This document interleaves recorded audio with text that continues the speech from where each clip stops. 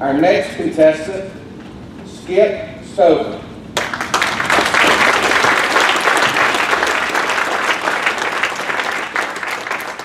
Man of the house. Man of the house, Skip Stover.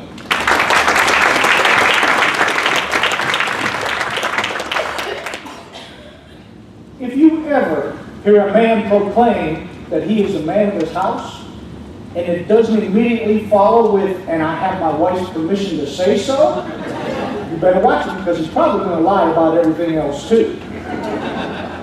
Contest chair, fellow Toastmasters, honored guests. I am the man of the house, and I have my wife's permission to say so. Just not in the laundry room. In the early stages of our marriage, I decided to surprise and delight my wife and help her out and do the laundry.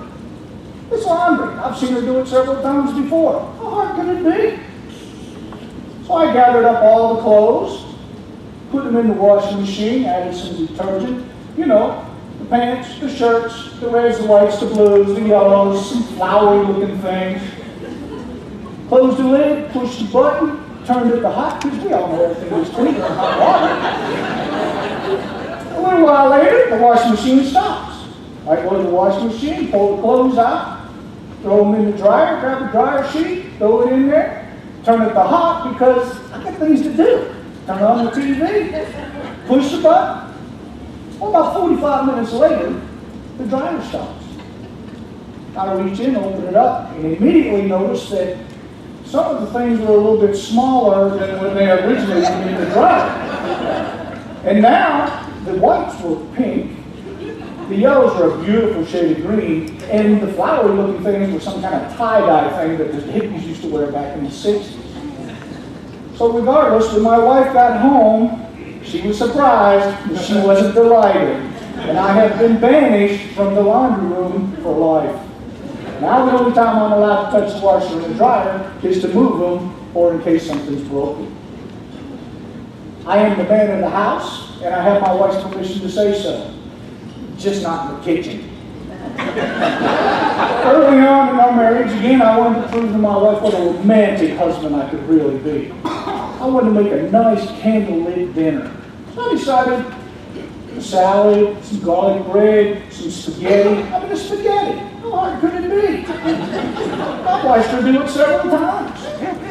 So I took a big pot out, threw a big box of spaghetti in there. Whatever, we could eat it for 2 or 3 days. Got a saucepan out, had a jar of sauce, put it in there, turned everything up to high heat, put the garlic bread on a cookie sheet, put it in the oven, turned it up to 300-400 degrees, I don't know, whatever's going to get it done. Turned on the TV.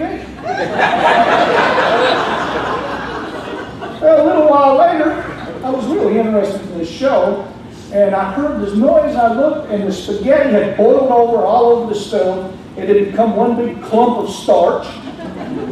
The saucepan had blew the lid off. I now had sauce dripping off the exhaust fan, on the counter, on the floor. And about that time when the wife comes home, the smoke alarm decides to get involved too, to let me know that the garlic bread is done. Needless to say, she was surprised, but not very delighted. And I had been banished from the kitchen, and I'm only allowed to use the microwave under strict supervision. A little later on, I'd taken a job working second shift. My wife would cook dinner, put it on a plate, put it in the refrigerator. I'd come home, pull it out, put it in the microwave, following the instructions on the counter, because remember I'm banned from the kitchen. I'd warm it up and eat it, and everything would be fine. I'd come home one evening, pull the plate out, pull the foil off. Wow, big plate. There was some macaroni and cheese, potatoes, a couple hot dogs, a hamburger. I was like, wow, this woman really does love me. Look at the food she made. I put it in the microwave, looked at the instructions. No, this plate's a little bit too big for that. I got to warm this up just a little bit more. So I ignored the instructions, set it for about 6 minutes. Do you know hot dogs explode in about 4 minutes? And I was really looking forward to eating them too. Then the next morning my wife came to me, she says, what happened to the plate that was in the refrigerator? I said, well, I ate it. I appreciate you fixing me such a good meal. Well, she started laughing hysterically, and while she was trying to catch her breath, tried to explain to me that was old leftovers and it was supposed to be fed to the dog. dog because he missed a great plate of food. So now she labels everything in the refrigerator because apparently I can't distinguish dinner from dog food. I'm the man of the house, and I have my wife's permission to say so. Just not in the bathroom. Although I'm not banished from the bathroom, I'm not allowed to rearrange anything in there or clean anything in there. I don't know, have something to do. She's babbling on about mixing Clorox with ammonia in the blue water in the toilet, almost blowing up the house. I don't know what she was talking about. I'm allowed to use the towels and the washcloth, but in case I ever forget, I'm going to refer back to the laundry room instructions, or call her and she'll be more than happy to refresh my memory.